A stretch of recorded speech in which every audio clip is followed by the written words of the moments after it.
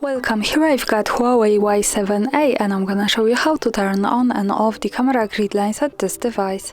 So at first we have to tap on the camera button to open it, and for now we are in the standard photo mode. From here let's go to the right corner to this button. When we tap on it we can open the advanced camera settings. Now let's slide a little bit down to the general category. At the first place we have assistive grid option, so by using this button from the right we can turn on the camera grid lines and turn them off as we need. Now let me keep them turned on. Let's go back to the camera, and in the preview we can see these lines. This is useful, for example, when we want to use the rule of third in photography or making experiments with composition.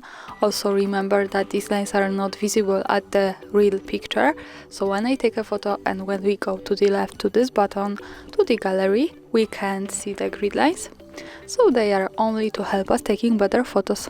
And of course when we don't need them, we can tap to the right corner once again, slide to the general settings and use this button with assistive grid to turn them off. And for now, the grid lines in the preview have gone. And that's all, thanks for watching, subscribe our channel and leave the thumbs up.